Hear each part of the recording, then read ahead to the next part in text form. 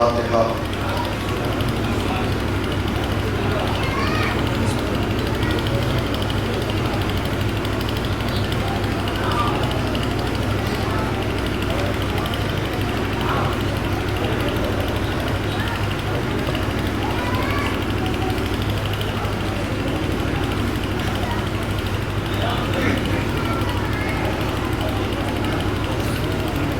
گزارش متواضع سورہ الحمد اور متواضع سورہ اخلاص کی تلاوت فرما کر مرحوم مخلوق کی اسلام سید مولانا حسین صاحب ابن اطرف حسین صاحب کنیز فاطمہ بنتے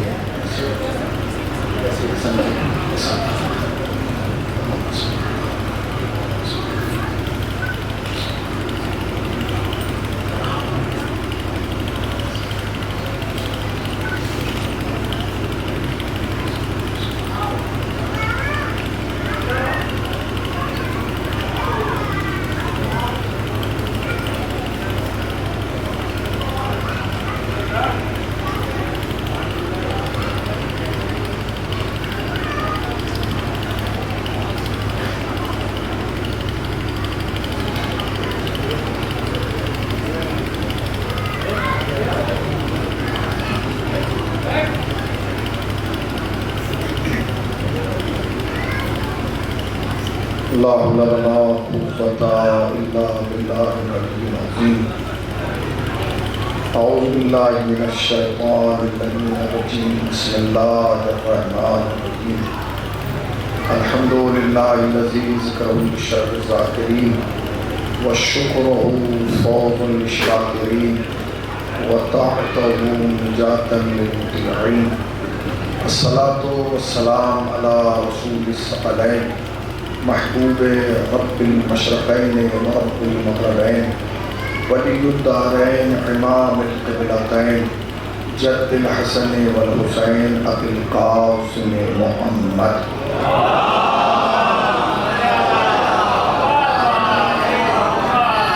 اما بعد فقد قال اللہ سبحانہ تبارک وتعالی وقوله الحق.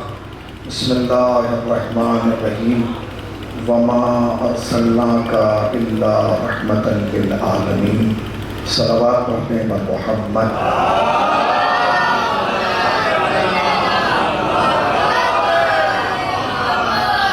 حاضرین فرش اعضاء اور صاحبان بلا قبلہ و کعبہ کے ایصال ثواب کے لیے میری سزا دونوں نے ایصال ثواب منعقد کی گئی ہے. چونکہ یہ مہینہ ربیع الاول کا مہینہ ہے اور یہ مہینہ مخصوص ہے مرسل اعظم سے، لہٰذا جس آیت کریمہ کو تلاوت کیا گیا ہے وہ آیت کریمہ بھی مرسل اعظم سے تعلق رکھتی ہے. اور پروردگار عالم اپنے رسول کے اس کائنات میں بھیجنے کے مقصد کو بیان فرما رہا ہے. اگر زحمت نہ ہو تو صلوات پڑھتے ہوئے تھوڑا تھوڑا سا آگیا ہے،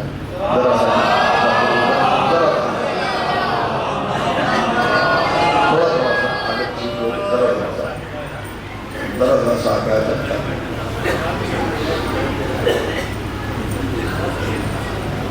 ارشاد ہوتا ہے وما ارسلناک الا رحمتا للعالمین. وما ارسلناک، ہم نے تمہیں ارسال نہیں کیا، نہیں بھیجا، الا مگر یہ کہ عالمین کے لیے رحمت بنا کر بھیجا.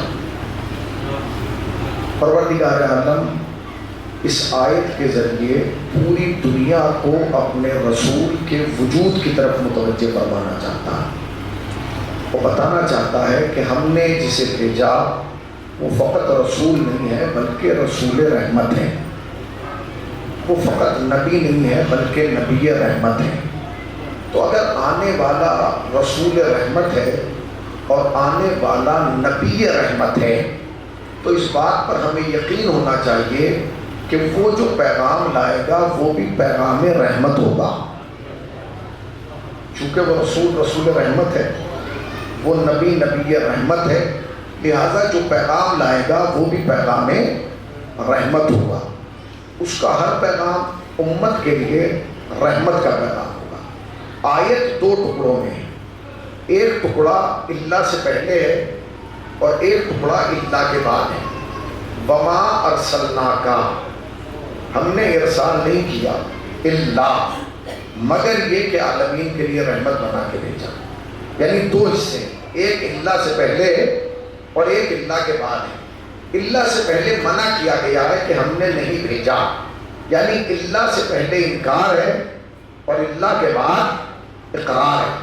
ایسے بہت ساری مثالیں دی جا سکتی ہیں کہ جہاں اللہ سے پہلے انکار ہے اور اللہ کے بعد اقرار ہے۔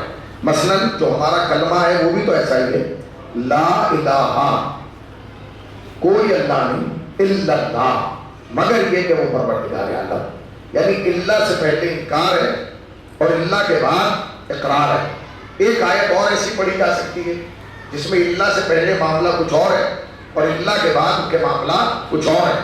وہ آیت بھی آپ سب کو یاد ہے، بسم اللہ الرحمن الرحیم، قل لا اسألکم علیہ اجرا الا المودۃ فی القربی، اے میرے رسول کہہ دیجئے، ایک صلوات پڑھے گا محمد والے محمد،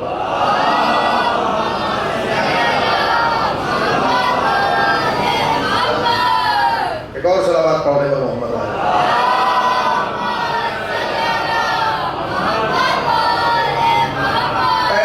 کہہ دیجئے کہ ہمیں اجر رسالت کے طور پر کچھ نہیں چاہیے اللہ مگر یہ کہ ہمارے اہل بیت سے قرابت رکھیں، ہمارے اہل بیت سے کیا کریں؟ مودت رکھیں، قرابت داروں سے مودت کا اعلان کیا گیا، اور بہت ساری ایسی مثالیں مل سکتی ہیں۔ تو یہ جو آیت ہے اس میں اعلان کیا گیا کہ ہم نے نہیں بھیجا مگر یہ کہ عالمین کے لیے رحمت بنا کے بھیجا۔ تو جو نبی آیا وہ نبی رحمت تھا، جو رسول آیا وہ رسول رحمت تھا، جو پیغام لایا وہ پیغام رحمت تھا۔ اب یہ بتائیے کہ جو نبی رحمت بن کے آیا ہو، جو رسول رحمت بن کے آیا ہو، جس کا پیغام رحمت ہو، سچ بتائیے کیا وہ امت کو جانے سے پہلے زحمت میں ڈال کے جائے گا؟ بتائیے بھائی، کیا امت کو زحمت میں ڈال کے جائے گا؟ آج امت زحمت میں ہے یا رحمت میں ہے؟ بولیے بڑے اطمینان سے۔ آج امت جس راستے پر چل رہی ہے اور جن حالات کا سامنا کر رہی ہے وہ زحمت والا ہے یا رحمت والا ہے؟ بولیے زحمت والا ہے۔ تو یہ زحمت نبی کی طرف سے ہم پر آئی ہے کہ ہم نے اپنے اوپر خود تعین کی ہے، معین کی، بولیے خود کی ہے نا؟ کیوں؟ کیونکہ امت میں اختلاف ہو گیا، امت ٹکڑوں میں بٹ گئی، یہ حنفی بن گئے، وہ مالکی بن گئے، یہ شافعی بن گئے، یہ حنبلی بن گئے، ہر آدمی اپنی ایک ٹولی بنائے ہوگا۔ اگر یہ سب ایک جگہ ہوتے اور امت واحدہ ہوتی تو ساری دنیا کے سامنے اسلام کا پرچم سربلند ہوتا۔ مگر آج آپ دیکھیے ابھی جو حالات قطر کے ہوئے ہیں اور اس کے بعد جو ہنگامی میٹنگ ہوئی ہے وہ کس لیے ہوئی ہے؟ وہ اس لیے ہوئی ہے کیونکہ ان 56 کے 56 نے جمع ہو کے بتایا کہ ہمارا کوئی رہبر نہیں ہے، ہمارے پاس کوئی قائد نہیں ہے، ہمارے پاس کوئی رہنما نہیں ہے، اور قریب آگے کہہ دوں اگر آپ بیدار ہیں، ہمیں کوئی بچانے والا نہیں ہے، ہمارے پاس کوئی بچانے والا نہیں ہے۔ آج جو یہ ایمرجنسی میٹنگ بلائی گئی اور ساری دنیا کے لوگ اپنے اپنے جھنڈے لے کے آ گئے اور لانے کے بعد کہا کہ اب کیا ہوگا اور کیسے ہوگا اور کیا ہوگا، اور پھر ایک ملک کے سربراہ کو بلا کے یہ کہا گیا کہ اب آپ کو ہم حرمین شریفین کی حفاظت کی ذمہ داری دے رہے ہیں۔ تو جملہ کہوں کہ حرمین شریفین کی حفاظت کی ذمہ داری نہیں دے رہے ہیں، یہ اپنی حفاظت کی ذمہ داری دے رہے ہیں، اس لیے کہ اگر ان کا بس چلے تو حرمین شریفین کو تو یہ خود گرا دیں۔ جو ان کے مفتیوں کے فتوے ہیں ان کے مطابق جب جنت البقیع کو گرایا گیا تو اس کے بعد کا جو فتویٰ آیا وہ کیا آیا؟ وہ یہی آیا کہ کائنات میں سب سے بڑا بت اگر کوئی ہے تو محمد کا روزہ ہے، سب سے پہلے اس گنبد خضرا کو گرایا جائے تاکہ یہ بت پرستی کا سلسلہ ختم ہو۔ تو جو کل گنبد خضرا کو بت پرستی کا اڈا بتا کر اور علامت بتا کر گرانا چاہتے تھے، آج انہیں ایسی کیا ایمرجنسی آ گئی کہ اس کی حفاظت کا انتظام کر رہے ہیں۔ یہ اس کی حفاظت کا نہیں، اس کی آڑ میں اپنی حفاظت کا انتظام کر رہے ہیں۔ بھائی آج یہ امت مسلمہ ٹکڑوں میں کیوں بڑھ گئی؟ سوچئے تو صحیح، آخر کیوں ہوا؟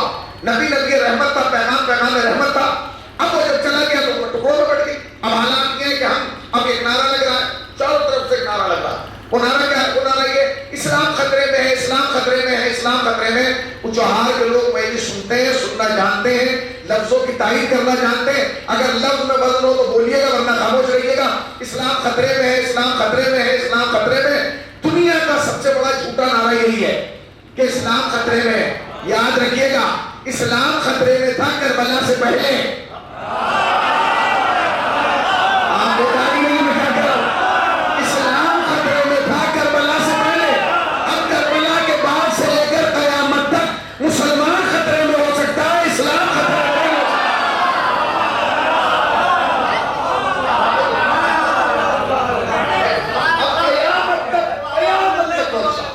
قیامت تک خدا کی قسم، رسول اللہ کی قسم، امام حسین کی عظمتوں کی قسم، قیامت تک مسلمان خطرے میں ہوگا، اسلام خطرے میں نہیں ہو سکتا۔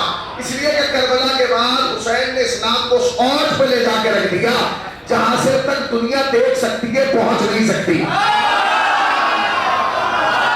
دیکھ سکتی ہے مگر پہنچ۔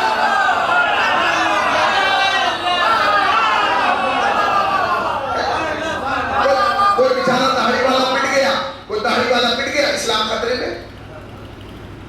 کسی کو گاڑی سے اتار دیا، اسلام خطرے میں۔ کسی کے مسجد کے سامنے آ کے نعرے لگا دیے، اسلام خطرے میں۔ اسلام اب خطرے میں نہیں ہے۔ اسلام اس وقت خطرے میں تھا جب جمعہ بدھ کو ہو رہا تھا۔ اسلام اس وقت خطرے میں تھا جب مسجد میں بیٹھ کے شراب پی جا رہی تھی۔ اسلام اس وقت خطرے میں تھا جب بیوی اور پھوپھی میں کوئی تمیز نہیں تھی۔ اسلام خطرے میں نہیں، مسلمان خطرے میں ہے۔ اور مسلمان جو خطرے میں ہے وہ اپنی وجہ سے خطرے میں، خدا کی قسم، اسے کسی اور نے نہیں پتا ہے۔ کبھی آپ نے سمجھے کہ بیچارہ قرآن کی وجہ سے خطرے میں، اسلام کے نہ یہ خود پریشان۔ آپ خود بتائیے، چاہیے آپ جب جو لوگ ٹریولنگ کرتے ہیں تو دنیا کے ادھر ادھر ملکوں میں جاتے ہیں، انہیں پتا ہے کہ جب آپ دنیا کے کسی بڑے ایئرپورٹ پہ جاتے ہیں تو آپ کا پاسپورٹ دیکھا جاتا ہے۔ اوہ نام کیا ہے؟ محمد خالد، محمد اکرم۔ کہتا ہے آپ ادھر آئیے، فقط پاسپورٹ پہ نام دیکھ کے کہتے ادھر ہے۔ میں نے اپنی آنکھوں سے وہاں دیکھا، ادھر آئیے۔ کیوں ہے؟ کہ آپ کے سامان کو ہم چیک نہیں کریں۔ کیوں؟ کتے بلائے جا رہے ہیں وہ آپ کے سامان کو چیک کریں۔ سب کو نکال دیا گیا، ہمیں روک لیا گیا صرف نام کی وجہ سے۔ اب آدمی کھڑا ہوا ہے، 2.5-3-4 گھنٹے کھڑے ہوئے، پورے دن نکل جاتا ہے، کئی دن ہو جاتے ہیں ایئرپورٹ پر پڑے ہوئے۔ کہتے آپ شک کے دائرے ہیں، تو آدمی پوچھتا ہے کہ شک کیا ہے؟ کہیں ہمیں شک کیا ہے کہیں آپ دہشت گرد تو نہیں؟ تو کہتے ہیں کہ نہیں، ہم تو بالکل نارمل، اور آپ نے پروفائل چیک کی جو میں دنیا کے فلاں فلاں لوگوں، نہیں اس سے کچھ نہیں ہوتا، نہیں۔ اچھا آپ کی نظر میں دہشت گرد کسے کہتے ہیں؟ دہشت گرد اسے کہتے ہیں جو کسی کی گردن کاٹ دے، جو کسی کی اولاد کو مار دے، جو کسی کے بیٹے کو مار دے، جو کسی کے گھر کو جلا دے، اسی کو تو دہشت گرد کہتے ہیں۔ خدا کی قسم اگر مسلمانوں میں ذرا سی بھی عقل ہوتی نا تو جب ایئرپورٹ پہ روکا گیا تھا واپس پلٹ کے آ کے مولوی صاحب سے ضرور پوچھتا کہ آج جو ہمیں دنیا کے ہر ایئرپورٹ پر ذلیل کیا جا رہا ہے، پہلے ہمیں یہ بتاؤ کہ ہمارے بزرگوں میں کسی نے کوئی دہشت گردی تو نہیں کی تھی؟ کسی نے کسی کا گھر تو نہیں جلایا تھا؟ کسی نے کسی کا گھر تو نہیں جلایا تھا؟ بتائیے، کسی نے کسی کا گھر تو نہیں جلایا تھا؟ کیوں؟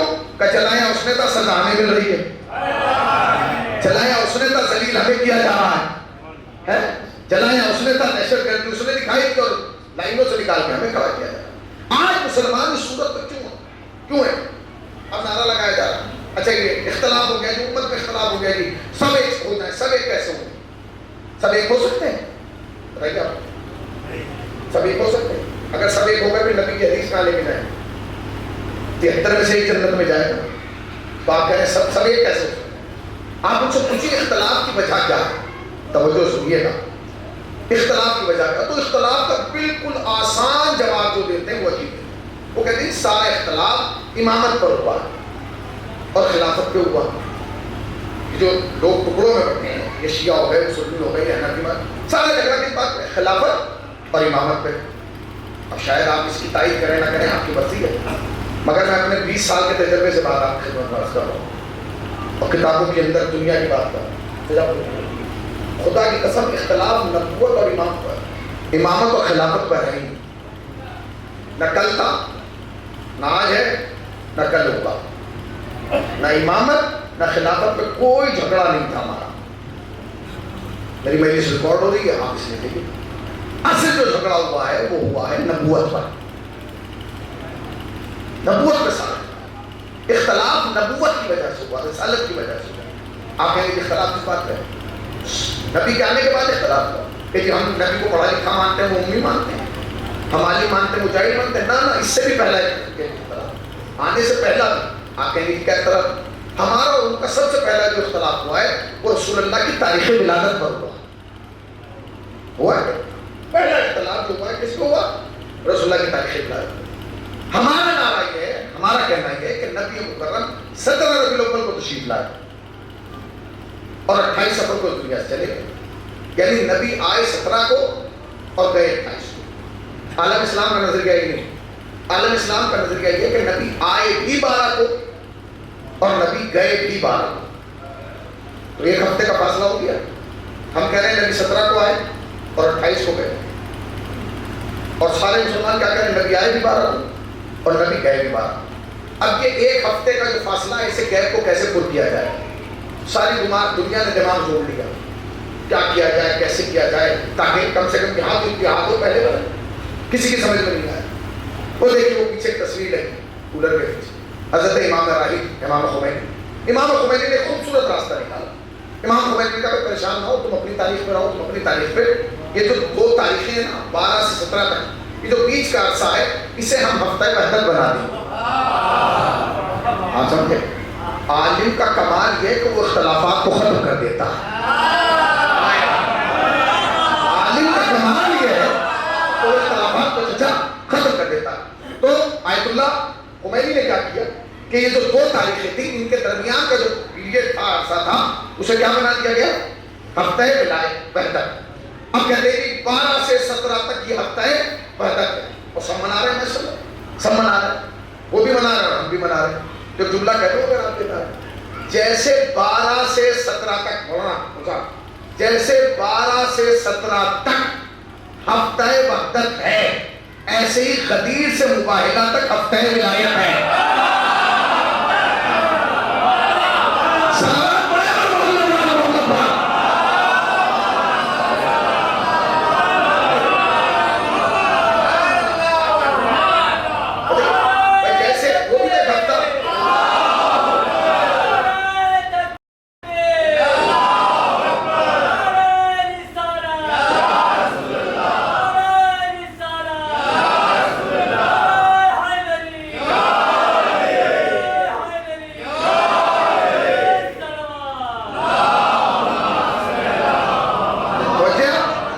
جیسے 12 سے 17 تک ہفتہ وحدت ہے، ویسے ہی غدیر سے مباہلہ تک ہفتہ ولایت ہے، اسے بھی مانیں۔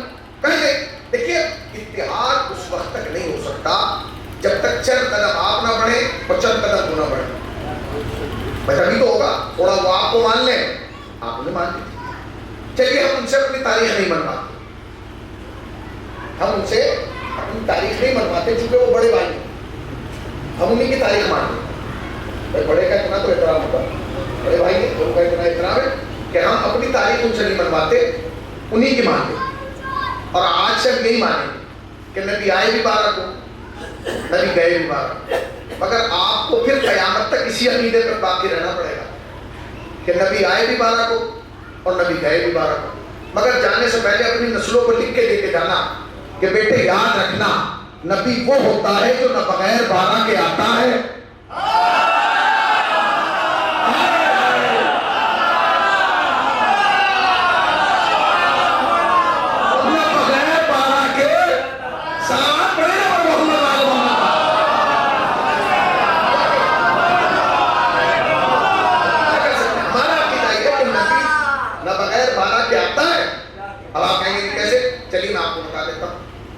کی بات نہیں کر رہا ہوں، میں اپنی بات کر رہا ہوں۔ دیکھیے سن بدلے سن، مگر تاریخ ہے۔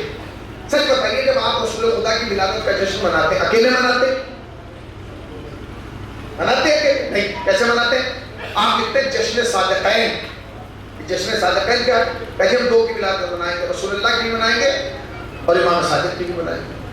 2 سچے مل گئے تو صادقین ہو گئے۔ اچھا 2 سچے مل گئے صادقین، جشن صادقین ہو گیا، ٹھیک ہے۔ اب 28 سفر کو آپ کو تابوت نکالنا ہے، آپ اکیلا رسول کا تابوت نکالتے ہیں؟ دیکھیں سن بدلے، تاریخ ہے۔ جب آپ رسول اللہ کا تابوت نکالتے ہیں تو آگے آگے رسول کا تابوت ہوتا ہے، پیچھے پیچھے امام حسن کا تابوت ہوتا ہے. یعنی آئے تو جشن میں امام صادق کو ساتھ رکھا، جب گئے شہادت میں امام حسن کو ساتھ رکھا.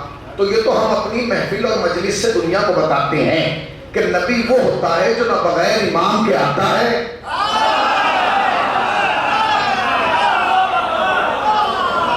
اور نہ بغیر امام کے جاتا ہے. لیکن مسئلہ کیا ہے؟ سارا جھگڑا جو ہے وہ عقیدہ رسالت پہ. سب سے پہلے رسول مولا کائنات کو چھوڑ دیجیے بھائی، ہم جبرن کسی پر مولا کائنات کو تھوپنا نہیں چاہتے، نہیں چاہتے. جیسے تو میں کہہ رہا ہوں اس کا میں ذمہ دار ہوں. صاحبان نظر لوگ بیٹھے بزرگان علماء کو سنائیں، میری بات کی اگر تائید کریں گے تو مجھے اچھا لگے. ہم کسی پر رسول اللہ کو مولا کائنات کو تھوپنا نہیں چاہتے. آپ کہتے مولا کائنات کی بات چھوڑ دیجیے، قدیر کو چھوڑیے، ولایت کو چھوڑیے، ولایت تکوینیہ کو چھوڑیے، سب کو چھوڑیے. سب سے پہلے بات ہوگی رسول اللہ. ٹھیک ہے، پہلا اختلاف کس بات کو ہوا؟ رسول اللہ کی ولادت پہ. تو اس ولادت کے معاملے کو تو آپ نے ایسے بھرا جا سکتا ہے نہیں، 40 سال کا معاملہ بھرا نہیں جا سکتا. ہمارا عقیدہ ہے کہ نبی جس دن پیدا ہوا اس دن نبی تھا. انہوں نے کہا 40 سال کے بعد 40 سال کے بعد نبی بنا. 40 چلیے آپ نے 40 سال کے بعد مان لیا، اب تو پورا مان لیجیے کہ پورا نبی ہے. ابھی پورا نہیں مانتے، اب ایک اور نیا عقیدہ ہے چلیں گے نہیں یہ پورا نبی نہیں ہے. پھر آتا ہے کریں نہیں آدھا بھی تو نہ پورا ہے نہ آدھا ہے. پھر کیا کریں گے؟ کبھی یہ نبی ہوتا ہے کبھی ہم کیسا کیا کہیں کبھی آن ڈیوٹی ہے کبھی آف ڈیوٹی. یعنی عالم اسلام نے نبی کو بالکل ایسے سمجھا ہے جیسے ہم سمجھتے ہیں کہ ہمارا کوئی بچہ ڈاکٹر بڑا ہو کے انسپیکٹر بن گیا، ڈی ایم بن گیا، سمجھ گئے، حوالدار چوکیدار تھانے دار بن گیا. جب وہ چوکی میں ہوگا تو آن ڈیوٹی، اور جب گھر پہ چھٹی آیا ہو تو آف ڈیوٹی. انہوں نے کہا یہ کبھی نبی ہوتا ہے کبھی نبی نہیں ہوتا. تو پتہ کیسے چلے گا کہ کب یہ نبی ہے کب یہ نبی نہیں؟ آپ نے آپریشن تھیٹر کے بعد 2 بلب لگے دیکھیں، ایک لال ایک ہرا. لال چل رہا ہے اس کا مطلب آپریشن چل رہا ہے، وہ بند ہو کے ہرا ہو گیا اس کا مطلب آپریشن ختم ہو گیا. یہی تو ہوتا ہے، ایسا ہوتا ہے. تو یا تو نبی کے پاس 2 لائٹیں ہوں، امت دیکھ کے سمجھ جائے کہ اب لال جلی گئی اس کا مطلب آن ڈیوٹی ہے، اور اب ہری جل گئی اس کا مطلب جیسے.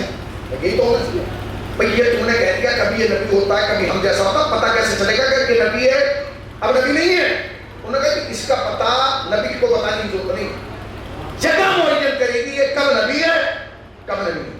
تو کیا کریں کہ جب یہ نبی ہو جو بات کہے فوراً مان لو کیونکہ نبی کہہ رہا، اور جب یہ نبی نہ ہو کچھ بھی کہیں ماننے کی ضرورت یا عقیدہ.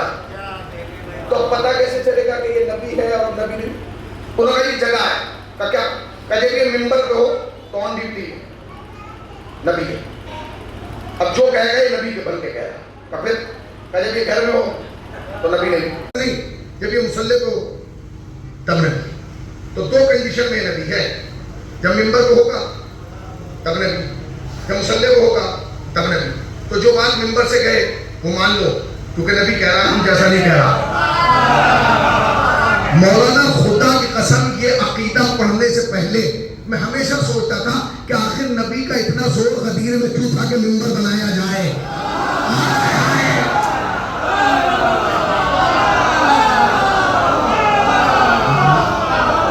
نبی کا زور کیوں تھا کہ ممبر بنائے.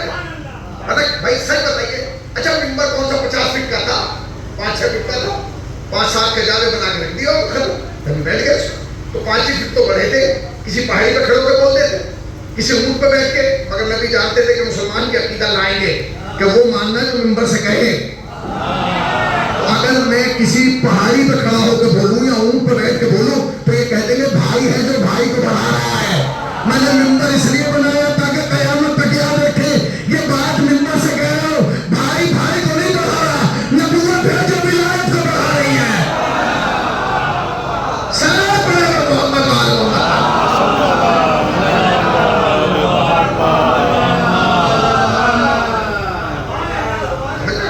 احسان ہے. یہ نبی مکرم جانتے ہیں جو چیز. اچھے ممبر کی سن لیجیے، پہلے اسلام میں ممبر نہیں تھا، اسلام میں کوئی ممبر کا تصور نہیں تھا. جا کے دیکھیے نبی مکرم کے پاس کوئی ممبر نہیں تھا، مسجد نبوی میں کوئی ممبر نہیں تھا. ایک کھجور کا درخت تھا وہ بھی کٹا ہوا تھا، نبی مکرم اس پہ ٹیک لگاتے تھے اور کھڑے ہو کر گفتگو کرتے تھے. ایک کارپینٹر مسلمان ہو گیا بڑی، اب وہ ہوا تو اس نے ایک دن دیکھا، 2 دن دیکھا، اس نے کہا یہ نبی کب تک کھڑے رہیں گے بھائی، تو بڑا مسئلہ۔ اچھا جب کوئی کسی گروہ میں، کسی انجمن میں یا کسی گروپ میں نیا آتا نا تو وہ اپنی کارکردگی دکھاتا ہے تاکہ جب تک یہ گروپ چلے، یہ انجمن چلے، یہ حیض چلے، یہ لجنا چلے، تب تک میرا نام باقی رہے، کچھ نہ کچھ اس میں اپنا کارکردگی۔ اس نے بھی کہا کہ میں بھی کچھ دکھاؤں بھائی تاکہ لوگوں کو پتہ چلے اچھا اچھا یہ بھی آ گئے۔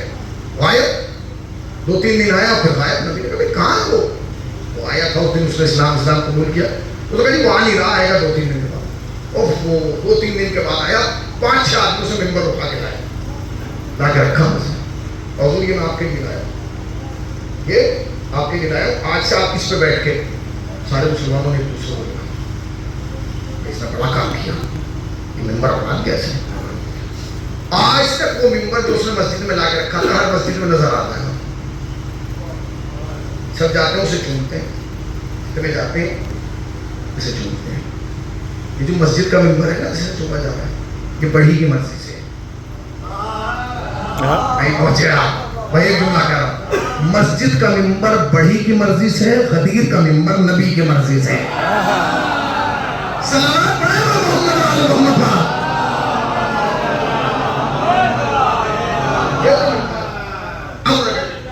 جو ممبر سے گئے وہ مان لو، اس لیے کہہ رہی ہے، جو مصلی پہ گئے اسے مان لو۔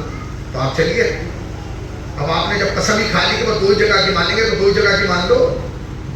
نبی نے غدیر ممبر سے دکھائی، ٹھیک ہے، آپ کہہ رہے ہیں جو کام مصلی پہ کرے اسے مان لو، تو سجدے کو طول مصلی پہ دیا ہے، مصلی پہ دیا۔ حسین آ کے پشتے نبی پہ بیٹھ گئے، حسین آئے اور پشتے نبی پہ بیٹھ گئے۔ حسین مسجد میں آگے سے نہیں آئے، مسجد میں پیچھے سے آئے، پیچھے سے آئے، اگر چاہتے کسی اور کی پشت پہ ہی بیٹھ جاتے، نہیں بیٹھے۔ اس کا مطلب یہ کہ ساری دنیا محمد کو آگے سے پہچانتی تھی، حسین پیچھے سے بھی پہچانتے تھے، آگے بیٹھ گئے۔ اب لوگ کہتے ہیں کہ فلاں کی پشت پہ کیوں نہیں بیٹھے، فلاں کی پشت پہ کیوں نہیں بیٹھے، حسین سے جا کے پوچھ کیوں نہیں بیٹھے؟ حسین نے کہا میں اس لیے نہیں بیٹھا کیونکہ میرے نانا نے میرے بارے میں فرمایا ان الحسین مصباح الہدی، میں ہدایت کا چراغ ہوں، تو چراغ جتنی اونچائی پہ رکھا جاتا ہے اتنی روشنی دیتا ہے۔ بھائی چراغ جتنی اونچائی پہ رکھا جاتا ہے اتنی زیادہ روشنی دیتا ہے۔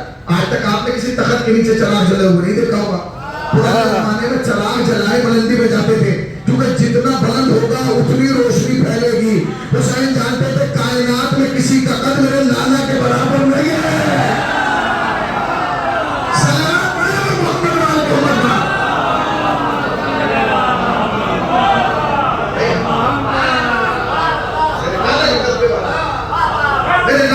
کے برابر کسی کا قد برابر نہیں ہے۔ اب حسین نے کیا کہا، حسین پشت پہ بیٹھے، ٹھیک ہے۔ اب حسین پشت پہ کیوں بیٹھے، حسین پشت پہ جانتے کیوں بیٹھے؟ بڑا قیمتی جملہ کیا، یاد رکھیے گا، پوری دنیا کے مسلمانوں میں اور اس قوم میں ایک بنیادی فرق ہے، وہ فرق جانتے کیا؟ پوری دنیا کے مسلمانوں کے پاس مہر نبوت ہے، شیعوں کے پاس مہر نبوت بھی ہے، مہر ختم نبوت بھی ہے۔ آپ کہیں گے کہ مہر نبوت کون سی ہے جو سب کے پاس ہے؟ مہر نبوت وہ ہے جو دوش رسالت پہ لکھی ہے، جو دوش رسالت پہ کندہ ہے وہ مہر نبوت ہے، وہ تو سب کو پتا ہے۔ بہت سے لوگوں نے اس کے بوسے لیے، اس کے لیے بڑی روایات ہیں۔ جناب خدیجہ سلام اللہ علیہا نے یہی تو کہا جب شادی ہو کے آئی تو آپ نے فرمایا خدیجہ تم مجھ سے کیا چاہتی ہو؟ کچھ نہیں، بس اس مہر کی زیارت کرا دیں جو اللہ نے آپ کے دوش پہ رکھی ہے، یہ مہر نبوت ہے۔ اب جملہ کہہ رہا ہوں، پوری دنیا میں اور ہم میں فرق یہ ہے کہ پوری دنیا کے پاس مہر نبوت ہے، ہمارے پاس مہر ختم نبوت ہے۔ مہر نبوت اور مہر ختم نبوت میں فرق یہ ہے کہ جو دوش و رسالت پہ لکھی ہے یہ مہر نبوت ہے، اور جو پشت عالم سجدہ میں پشت نبی پہ آ کے بیٹھ گیا یہ مہر ختم نبوت ہے۔ اس بات کی علامت ہے کہ اب نبوت ختم ہو رہی ہے اور رسالت کا آغاز ہونے جا رہا ہے۔ اچھا اب نبی نہیں مانتے، کہتے 40 سال کے بعد آپ مانتے، 40 سال کے بعد آپ مانتے، 40 سال کے بعد آپ کا عقیدہ کیا ہے؟ ہمارا عقیدہ کیا؟ ہمارا عقیدہ یہ کہ نبی آنے سے پہلے نبی، آپ کے پاس کوئی ثبوت نہیں، آپ کے پاس کوئی ثبوت نہیں۔ کیوں؟ اس لیے کہ آپ نے جن مردوں کو مانا ہے ان مردوں میں سے کسی نے محمد کا بچپن نہیں دیکھا، نہیں پہنچ سکتا. آپ نے جن مردوں کو مانا ہے وہ سب مرد کون ہیں؟ صحابہ کو سلام، ان کی عظمتوں کو سلام. مگر اگر آپ صحابی سے پوچھیں گے کہ نبی کیسے ہیں تو وہ کہے گا سرما بڑا خوبصورت لگاتے تھے، مسواک بڑی اچھی کرتے تھے، خوشبو بہت اچھی آتی تھی نبی میں سے. اچھا یہ تو سب کہتے ہیں. نبی کا بچپن کیسا تھا؟ اس نے کہا پاگل ہو گئے، میں تو آیا ہی ہوں اعلان نبوت کے بعد، 40 سال کی عمر میں تو اعلان نبوت ہوا، میں تو بات کیا بتاؤں گا پہلے کا تھوڑی، مجھے نہیں پتا. تو وہ تو بتا ہی نہیں پائے گا بیچارہ.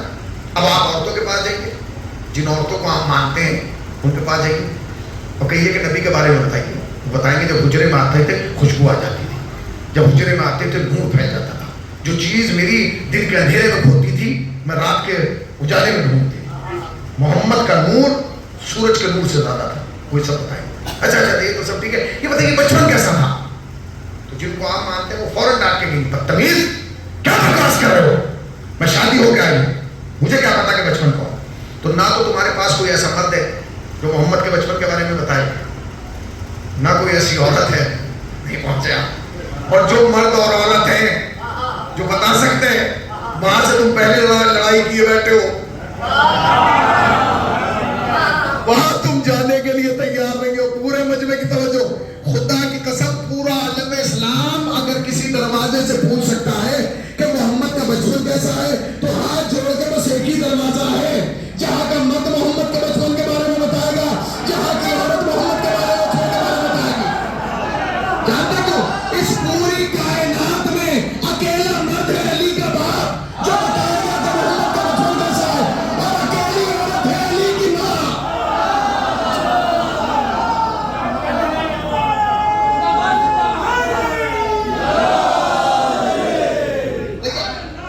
اس پوری کائنات میں اکیلا مرد ہے، اکیلا مرد ہے. کون بولیے نا بھائی، کون؟ علی کا باپ جو بتائے گا کہ محمد کا بچپن کیسا، اور اکیلی عورت ہے علی کی ماں جو بتائے گا کہ محمد کا بچپن کیسا.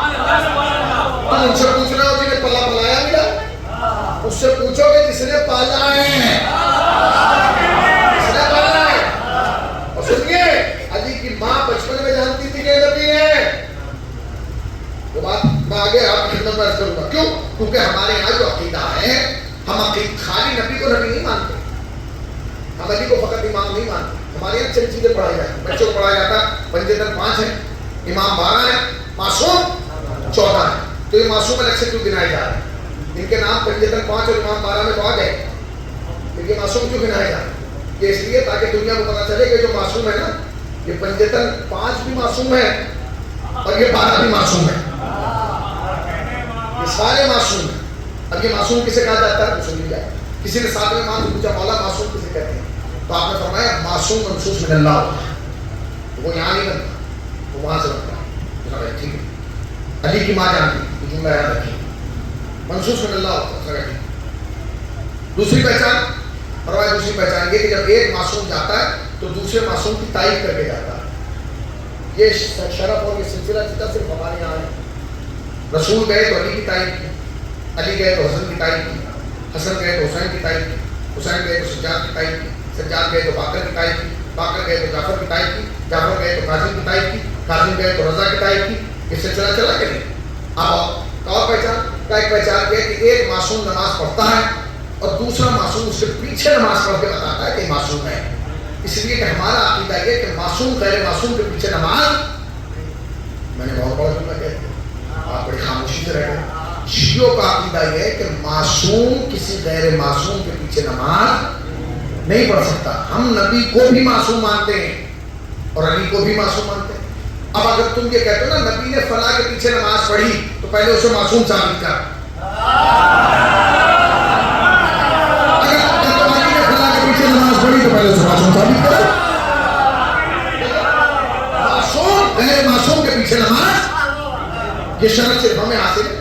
ہمارے پاس سلسلہ موجود ہے، نسل موجود ہے، ہمیں معلوم ہے نبی نے پڑھائی، علی نے پڑھی، علی نے پڑھائی، حسن نے پڑھی، حسن نے پڑھائی، حسین نے پڑھی، حسین نے پڑھائی، سجاد نے پڑھی، سجاد نے پڑھائی، باقر نے پڑھی، باقر نے پڑھائی، جعفر نے پڑھی، جعفر نے پڑھائی، رضا نے پڑھی، رضا نے قاسم نے پڑھی، قاسم نے پڑھائی، رضا نے پڑھی. آج تک دنیا پوچھ رہی تھی عیسیٰ اب تک زندہ کیوں ہے؟ اس لیے زندہ ہے تاکہ جب فاطمہ کا بیٹا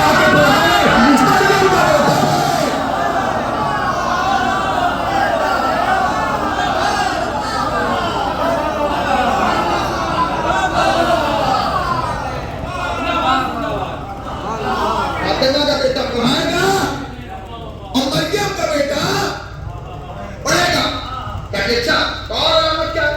کہ ایک علامت یہ ہے کہ معصوم صاحب اعجاز ہوتا ہے. یہ جملہ یاد رکھیے گا, صاحب کرامت ہوتا ہے. یاد رکھیے شیعوں کے یہاں چمتکار نہیں مانے جاتے.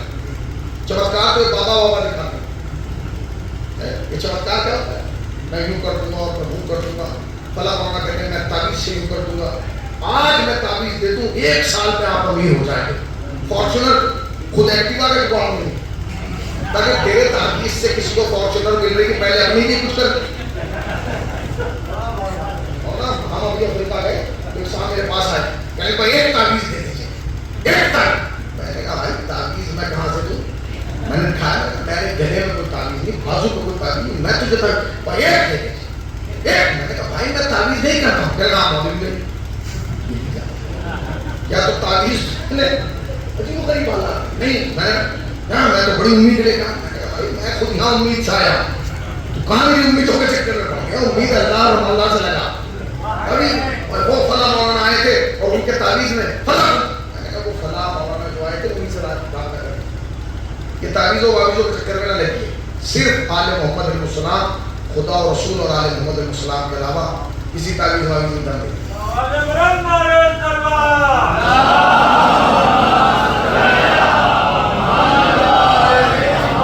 جملہ سن لیجیے, آ کے تیری فلاں تعویذ دے دوں میں کیوں ہو جائے گا, کچھ نہیں ہوگا تعویذ. اگر آپ اپنے گھر سے غربت کو دور کرنا چاہتے ہیں اور چاہتے ہیں کہ آپ کی نسل میں بھی کوئی فقیر پیدا نہ ہو, تو معصوم نے ایک طریقہ بتایا. طریقہ سن کے معصوم فرماتے ہیں سورہ واقعہ پڑھیں روز. ہم ضمانت لیتے ہیں گھر میں غربت نہیں آئے. سورہ واقعہ پڑھ کے, مگر پڑھے گا کون؟ پڑھنا آتا نہیں. کون صاحب سے تعویذ دے دو اور مولانا تعویذ لکھ کے دے دیتے ہیں. اچھا کتنا بڑا ہمت ہے. کون مولوی ہے جو تجھے 500 روپے کے تعویذ میں 50 لاکھ کی فارچونر دلا دے گا؟ دلا دے گا؟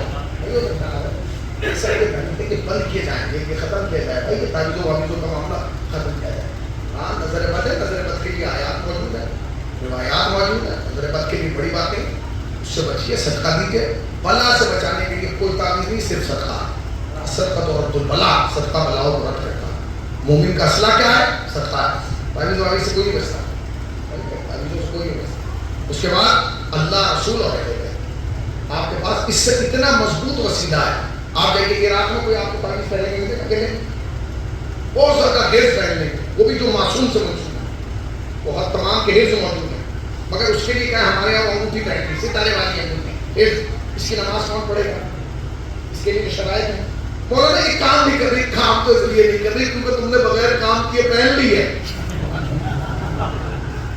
ہاں مولانا میں بتاؤں آپ کو کہ جان پیشہ قاضی صاحب خدا حیات طولانی ہے, انہوں نے امام رضا کہرم کے قریب ان کا مکتب ہے, بہت بڑا کام کیا ہے طب معصومین پہ, سمجھ گئے. اب ان کے پاس بڑی دوائیں, یعنی ہر بیماری کی دوا ان کے پاس تو معصوم رکھا ہے. اب ان کی جب آپ شیشی لیں گے تو ہر شیشی پہ یہ لکھا ہے کہ گرم پانی سے کھانا ہے, اور ایسے نیچے لکھا ہوا ہے کہ 2 رکعت نماز پڑھ کے فلاں ہو گیا ہے. تو میں نے کہا لوگ اس پہ لکھتے ہیں کہ اس سے بچیں اس سے بچیں, یا آپ یہ اثر ہی کب دکھائے گی, یہ اثر ہی کرتے ہیں. تو ہمارے یہاں کا حفظ پہن دیا, وہ پہن کے گھوم رہا ہے, جھوٹ بھی بول رہا ہے, غیبت بھی کر رہا ہے, اور یہ اثر نہیں دکھا رہا. تو پہلے اپنے اوپر تو کوئی اثر تاریخ کرے گا. سلامات پڑھے گا محمد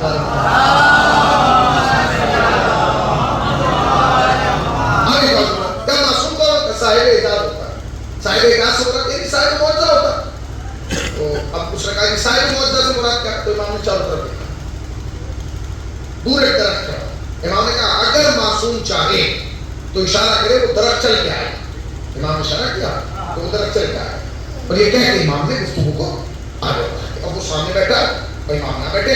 اچھا وہ امام کو بھی دیکھ رہا اور درخت کو بھی دیکھ رہا, اور امام کا پوچھ رہا تھا. وہ بیچارہ یہ سوچ رہا ہے کہ درخت خالی مجھے نظر آ رہا, امام کو نظر نہیں آ رہا. کیوں؟ کیونکہ اسے یہ تھا کہ امام کا تو منہ میری طرف ہے. امام نے یوں کر کے تو پیچھے دیکھا ہی نہیں, گردن موڑے گے تو پیچھے کا نظر آئے گا. اس بیچارے کو یہی پتا تھا کہ امام کو دائیں بائیں دیکھنے کے لیے گردن گھمانے کی ضرورت نہیں ہے.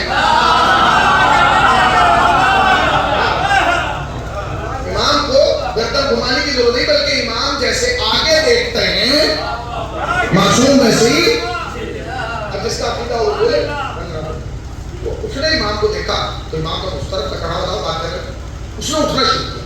اجے اٹھ رہا ہے امام کا بیٹھو، پھر تھوڑا سا اٹھا امام کا بیٹھو، پھر بیٹھ گئے، پھر اٹھا امام کا بیٹھو، پھر بیٹھ گئے، پھر جب تیسری بار اٹھا امام نے کہا بیٹھو. میرا مولانا بار بار اٹھانے پیچھے تو دیکھیے پیچھے. امام نے کہا پیچھے کیا دیکھوں؟ کہا پیچھے دیکھیے. امام نے کہا کیا دیکھو؟ درخت آ رہا ہے. اس نے کہا درخت آ رہا ہے تو کیسے پیچھے دیکھنے کی ضرورت کیا ہے؟ مجھے نظر آ رہا ہے پیچھے سے آ رہا تو آ رہا آپ کو کوئی فرق نہیں. امام نے کہا جب آ جائے گا دیکھ لیں گے. بیٹھ گیا. تھوڑی دیر کے بعد درخت آ گیا. امام نے درخت کو دیکھا، پھر اسے دیکھا، پھر درخت کو دیکھا، پھر اسے دیکھا. درخت کو دیکھ کے کہنے لگے ہم نے تو تمہیں نہیں بلایا، تم کیوں آئے؟ درخت گویا ہوا کہنے لگا فرزند زہرا معاف کیجیے گا، آپ نے نہیں بلایا میں پھر بھی آیا.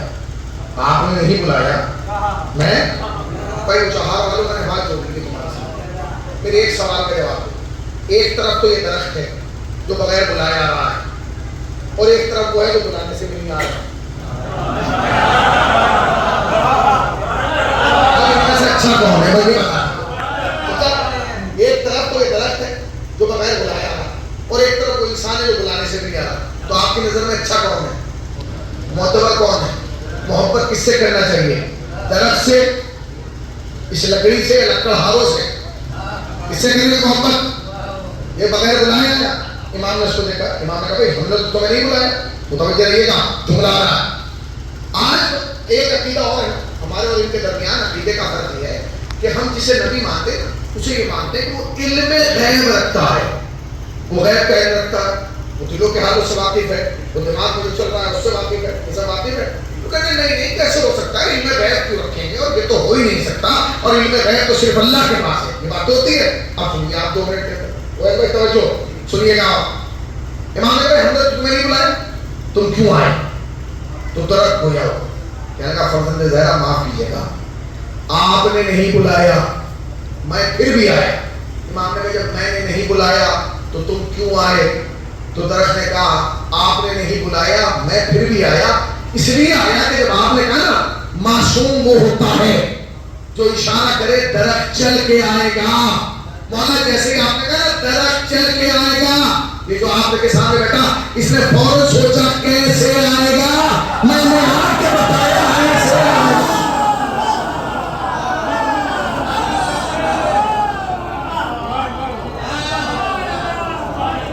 کیسے آئے گا؟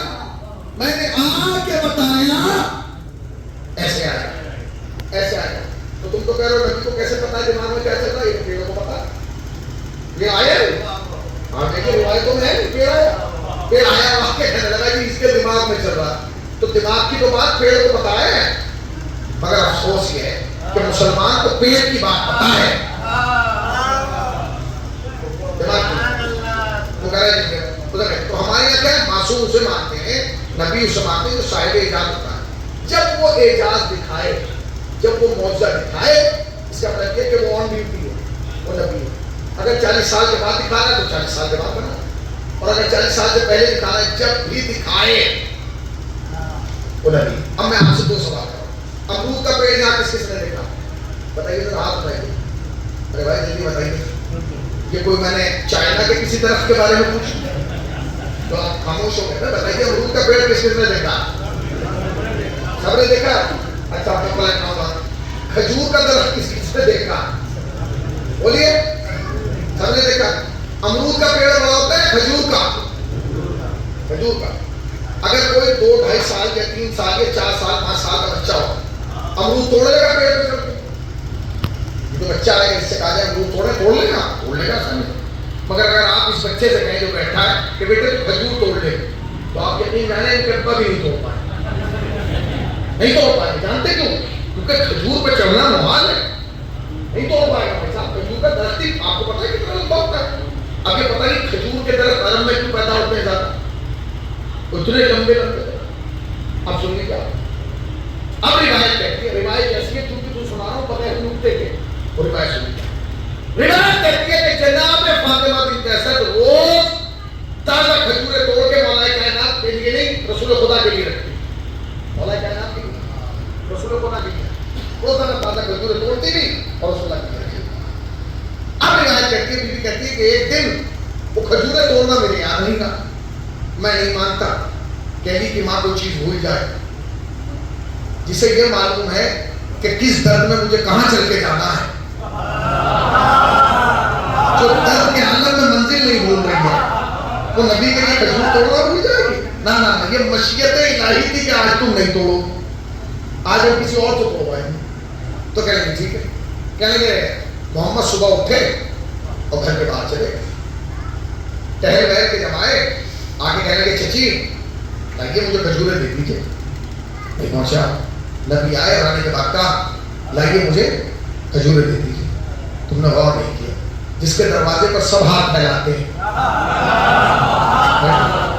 جس کے دروازے پر سب ہاتھ پھیلاتے ہیں. بتائیے اب یہ جو چل رہا ہے یہ ربیع الاول چل رہا ہے، اس میں ایک قوالی بہت سنی ہوگی آپ نے. ایک ترانہ قوالی کیا کہتے ہیں اسے، خوب چل رہی ہے. یثرب کے والی سارے نبی تیرے، بولو بھائی بولیے، یثرب کے والی سارے نبی تیرے در کے سوالی. میری آپ سے گزارش ہے جو لوگ یہاں بیٹھے ہیں، خدا کے واسطے اگلے سال جب ربیع الاول کا مہینہ آئے نا تو یہ لکھوا کے شعر ہر چوراہے پہ لگائیے. یثرب کے والی سارے نبی تیرے در کے سوالی، یثرب کے والی سارے نبی تیرے در کے سوالی، یثرب کے والی سارے نبی تیرے در کے سوالی. ہم بھی تو 1400 برس سے ہی کہہ رہے ہیں یثرب کے والی سارے نبی تیرے در کے سوالی. مگر جب 12 ربیع الاول آئے تو سارے نبیوں کو چوراہے کھڑا کر کے پوچھیے کہ وہ یثرب کے والی کا دروازہ کون سا ہے.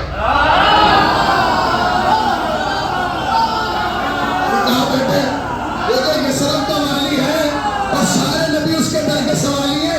پر در کہاں ہے؟ پھر تمہیں پتہ چلے گا کہ در کہاں ہے. اس لیے کہ در کوئی اور نہیں، نبی نے خود فرمایا انا مدینۃ العلم وعلی البابا.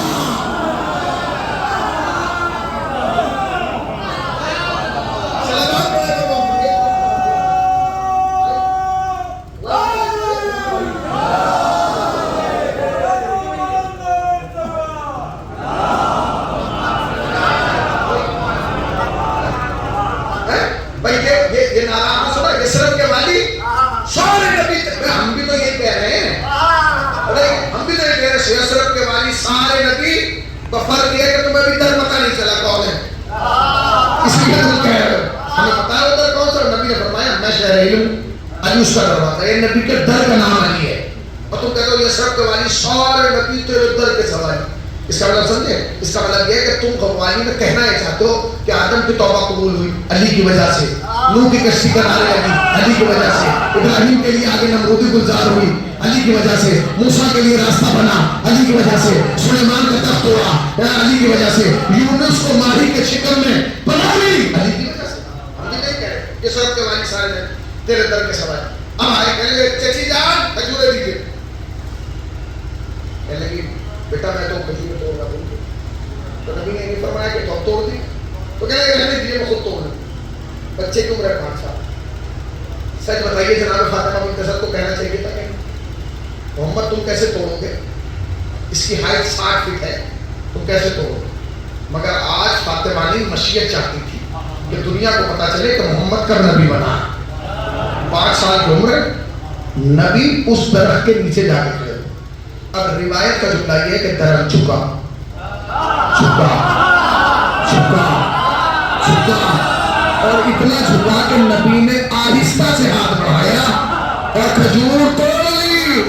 اس روایت کی راوی ہے علی کی ماں. بھیا جملہ سننا، محمد کے بچپن کے بارے میں علی کی ماں بتائے گی، مومنین کی ماں نہیں بتائے گی.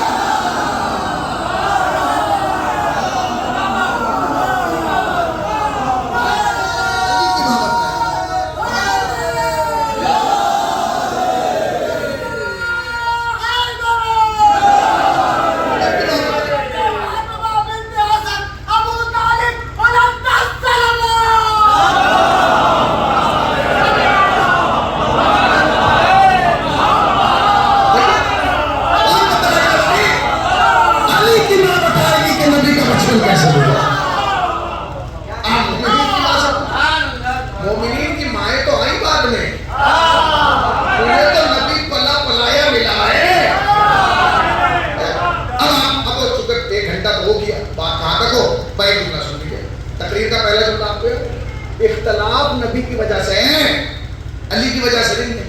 جانتے کیوں؟ ہمیں کیوں برا نہیں لگتا کہ لوگ علی کو نہیں مانتے؟ جانتے ہیں؟ خدا کی قسم کھا کے کہہ رہا ہوں، اس ممبر پہ بیٹھ کے قسم کھا کے کہتا ہوں جناب عباس کے پرچم کی، جو نبی کو مانتا ہے وہ علی کو مانتا ہے.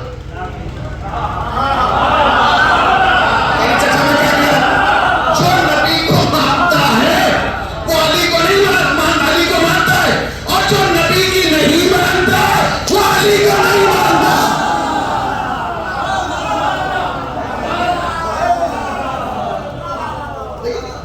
جو نبی کو مانتا ہے وہ علی کو مانتا ہے، اور جو نبی کی نہیں مانتا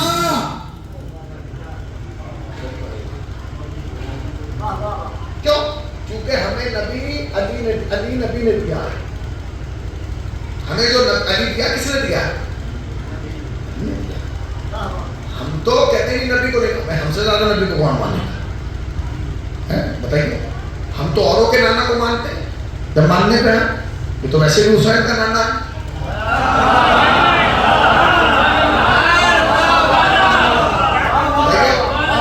مانتے ہیں کہ نہیں؟ بتائیے بھائی، ہم مانتے ہیں کہ نہیں؟ بھولتے ہیں. میں نے ابھی نانا کا سب مسکرانے لگے سب پہنچ گئے. تو ہم جب اوروں کے نانا کو مانتے ہیں تو یہ تو حسین کے نانا ہے. نور اول حسین کے نانا، عقل اول حسین کے نانا، چارم اول حسین کے نانا ہے، عقل اول حسین کے نانا، طہا حسین کے نانا، یاسین حسین کا نانا، مزمل حسین کا نانا، مبشر حسین کا نانا، صادق حسین کا نانا، بشیر حسین کا نانا، سراج المنیر حسین کا نانا ہے. جس کی آغوش کو پروردگار عالم نے مخصوص کیا فاطمہ جیسی بیٹی کے لیے، وہ حسین کا نانا. جس کی جوتیوں کو گوشوارہ عیش قرار دیا وہ حسین کا نانا. جس کے کھڑے ہونے کو قیام بنایا وہ حسین کا نانا. جس کے جھکنے کو رکوع بنا دیا وہ حسین کا نانا. جس کی پیشانی زمین پر رکھنے کو سجدہ بنایا وہ حسین کا نانا. خدا کی قسم سلام ہو لاکھوں اس رسول پر جس جیسا کائنات میں کوئی ہے ہی نہیں. ہے آخری جملہ اور میں سے کرنا تمام انشاءاللہ دعا اور میں اجتماع. کوئی کوئی نہیں ہو حد ہو گئی. اس کا سایہ بھی اس جیسا. اللہ نے میرے نبی کا سایہ اس لیے نہیں بنایا کیونکہ اگر سایہ ہوتا تو نبی جیسا ہوتا. نہیں بنایا. اسی میں 2 مصرے گئے تو مصرے سنی تھے. آپ نے بڑے خوبصورت اشعار سنائے وہ چادر والا. دنیا نے بہت ڈھونڈا محمد کا جواب. ذرا شعر سنیے گا. دنیا نے بہت ڈھونڈا محمد کا جواب. شعر اگر آپ تک پہنچے تو مجھے احساس نہیں لگے گا کہ حسین تک حسین کی بات پہنچ گئی. دنیا نے بہت ڈھونڈا محمد کا جواب. ربیع الاول چل رہا ہے. دنیا نے بہت ڈھونڈا محمد کا جواب. ثانی تو بہت دور ہے سایہ نہ ملا.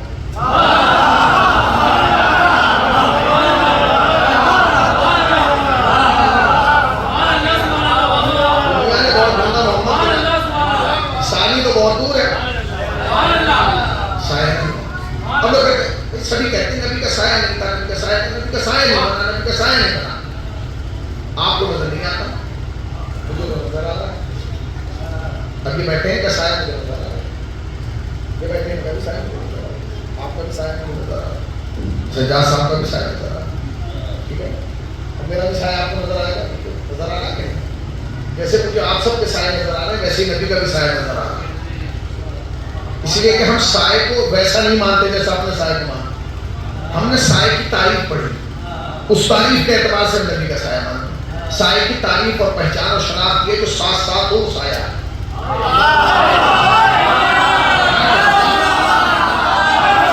وہ ساتھ ساتھ ہو وہ کہتے ہیں آپ تو سایہ بن گئے ہیں، آپ تو سائے کی طرح رہتے ہیں، آپ تو سایہ جیسے. تو آپ کو سایہ نظر نہیں آتا. آپ کے پاس وہ آئینہ کی نہیں جس سے سایہ نظر آئے. ہمیں تو نظر آتا ہے تو اسے پھر پڑھ دیتا ہوں. دنیا نے بہت ڈھونڈا محمد کا جواب. ثانی تو بہت دور ہے سایہ نہ ملا. تو سایہ ملے رسول کا دنیا کو کس طرح آخری آدمی تک. سایہ ملے رسول کا دنیا کو کس طرح وہ تو سمٹ کے حیدر کرار بن گیا.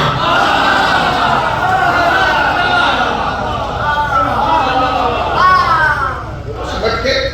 تو آپ مجھ سے وعدہ کیجئے کہ انشاءاللہ جب اگلے سال ربیع الاول کا مہینہ آئے گا تو شیعوں کی جانب سے بڑے بڑے بینر بنائے جائیں گے جس پر یہ لکھا جائے گا کیا یثرب کے والی سارے نبی میرے در کے سوال خدا کے سوال. یہ نبی کا در ہے کہ جس دروازے کے سب سوالی سب سوالی اللہ اکبر. جس دروازے کے سب سوالی ہیں وہ نبی کا در ہے اور جس دروازے پر نبی سوالی ہیں وہ فاطمہ کا در ہے.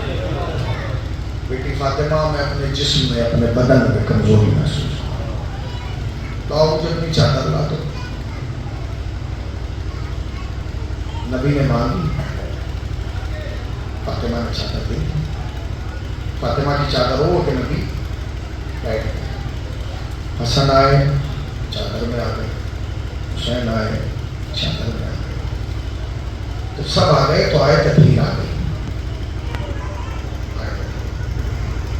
فاطمہ بڑی خوش تھی کہ آج میرا گھرانہ جمع ہوا تو آئے تطہیر آ گئی.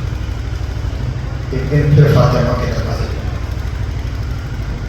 مگر اس وقت نبی بیمار ہے. نبی کو ظاہر نہیں آتی, نبی کی حالت غیر ہے.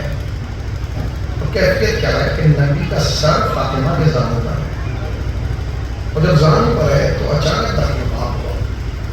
بیوی نے کہا کون؟ کہ دیدار نبی کا مشتاق ہوں.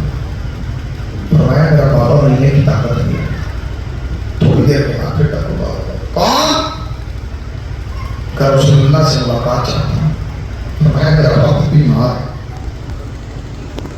اس سے پہلے کہ وہ تیسری مرتبہ دستک دے سیدہ کی آنکھوں سے آنسو نکلا اور رسول اللہ کے رخسار پہ گرا. اور جیسے ہی رسول اللہ کے رخسار پہ گرا فوراً نبی آ گئے. فاطمہ میری بیٹی تمہاری آنکھیں اور اس میں آنسو. بابا کوئی شخص ہے جو بار بار بار فاطمہ یہ کوئی شخص نہیں, یہ وہ ہے جسے دنیا کے کسی دروازے پہ اجازت کی ضرورت ہے. فاطمہ یہ تیرے در کا احترام ہے کہ وہ ملک الموت جس نے سلیمان کے دروازے پہ اجازت طلب نہ کی تیرے دروازے. یہ واقعہ ہے 3 دن پہلے کا 28 صفر. فاطمہ اجازت دے دے میری بیٹی, جب تک تو اجازت نہ دے ملک الموت اندر آ گیا. فاطمہ نے اجازت دی, ملک الموت اندر آ گیا.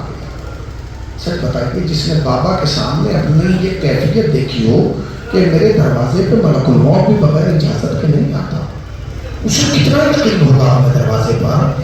اسے تو یقین ہوگا کہ جب اللہ کا بھیجا ہوا فرشتہ دروازے پر رک رہا ہے اور اس کا احترام کر رہا ہے تو پھر امت کتنا احترام کرے گی. بس یہی ہوا.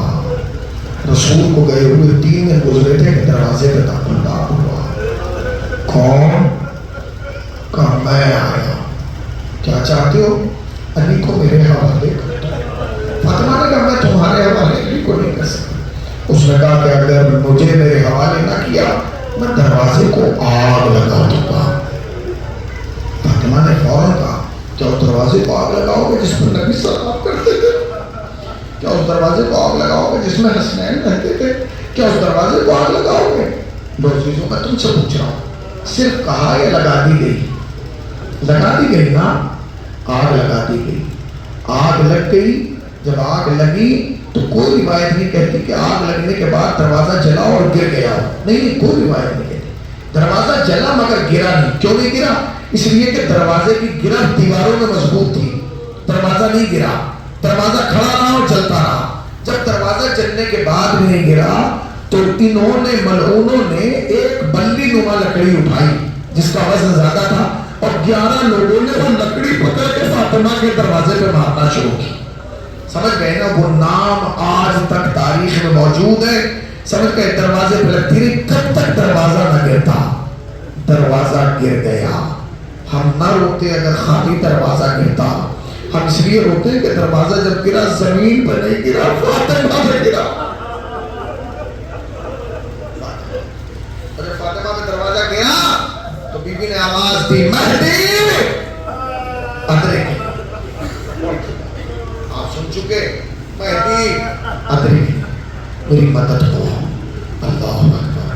تم نے فاطمہ کی تعظیم کا اندازہ لگا لیا؟ لگایا نا, لگایا. اس دروازے پر فرشتے بھی اجازت مانگتے تھے. یہ احترام ہے. اور اسی دروازے کو جلا دیا گیا. بھائی ایک جملہ سن لو اور میں اسے رحمت تمام. روایت کہتی ہے کہ جب سیدہ محشر میں آئے گی تو منادی ندا دے گا, اہل محشر اپنی آنکھوں کو بند کر لو, فاطمہ آ رہی ہے. سارے اہل محشر اپنی آنکھوں کو بند کر لیں گے, بس دو ہوں گے جو آنکھوں کو بند نہیں کریں گے, ایک نبی اور ایک علی. آواز آئے گی اے محمد تم بھی اپنی آنکھوں کو بند